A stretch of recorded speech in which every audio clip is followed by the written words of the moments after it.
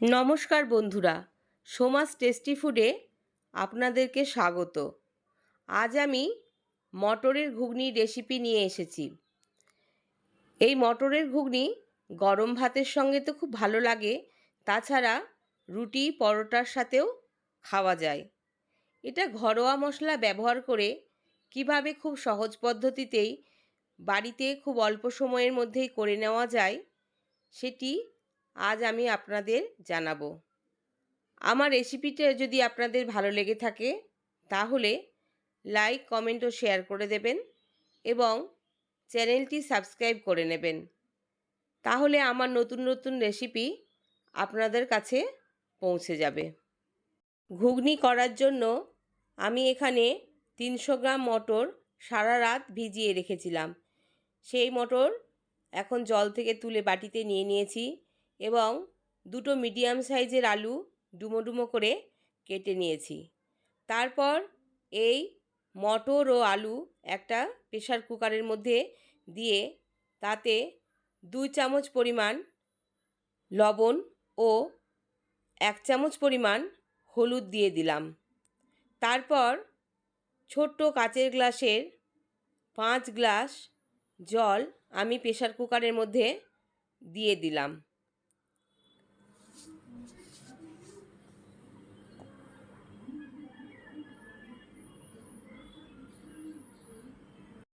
জল দেওয়া হয়ে গেলে প্রেসার কুকারের ঢাকা আটকে সেটা গ্যাসের ওপর হাই ফ্লেমে বসিয়ে দেব এবং 3টে সিটি দিয়ে নেব। দিকে একটা পাত্রে একটা পেঁয়াজ কুচি, একটা টমেটো কুচি, আদা, রসুন, গোটা জিরে, শুকনো লঙ্কা ও গোটা গরম মশলা এবং 1 চামচ জিরে গুঁড়ো, হাফ চামচ ধনে গুঁড়ো ও 1 চামচ লঙ্কা গুঁড়ো নিলাম এবং মিক্সিং জারে টমেটো কুচি, আদা, রসুন নিয়ে নিলাম। তারপর সেগুলোর একটা পেস্ট তৈরি করে নিলাম। এরপর ওভেনের ওপরে একটা কড়াই বসিয়ে দিলাম। কড়াইয়ের মধ্যে 3 টেবিল চামচ পরিমাণ তেল নিয়ে নিলাম। সেই তেলের মধ্যে গোটা শুকনো লঙ্কা, গোটা জিরে ও গোটা গরম মশলা ফোড়ন হিসেবে দিয়ে দিলাম। এগুলো খুন্তি দিয়ে নাড়াচাড়া করতে থাকলাম। তারপরে এর মধ্যে 2টো তেজপাতা দিয়ে দিলাম। এগুলো প্রায় 30 সেকেন্ড মতো নাড়াচাড়া করার পর পেঁয়াজ কুচি দিয়ে দিলাম। পেঁয়াজ কুচিটাকেও একটু লাল লাল করে ভেজে নেব।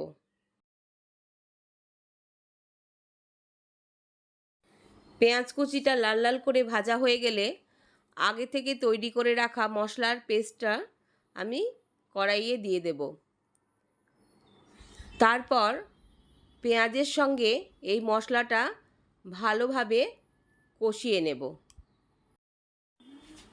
2-3 মিনিট কষানোর পর কড়াইয়ের মধ্যে 1 চা চামচ হলুদ গুঁড়ো দিয়ে দিলাম এবং একে একে 1 চা চামচ জিরে গুঁড়ো, হাফ চামচ ধনে গুঁড়ো, 1 চামচ কাশ্মীরি লাল লঙ্কার গুঁড়ো ও 1 চামচ শুকনো লঙ্কার গুঁড়ো দিয়ে দেব।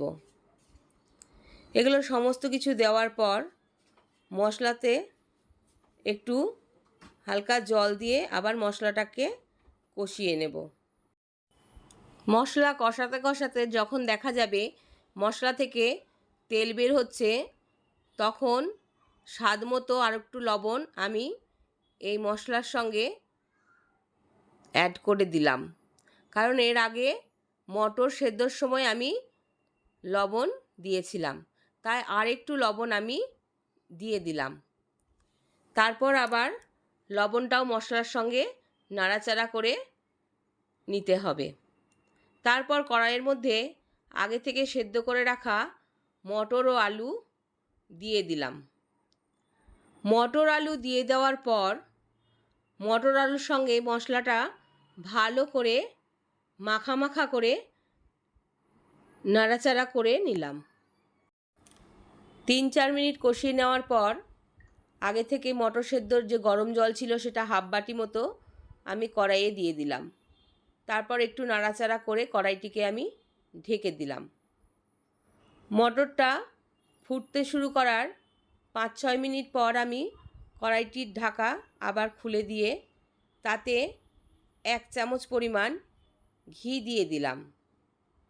তারপর আবার গ্যাস অফ করে দিয়ে আমি এটা 5 মিনিট রেস্টে রাখবো। তারপর সার্ভিং বলে ঘুগনিটা আমি সার্ভ করব এবং গরম গরম পরিবেশন করব। ধন্যবাদ।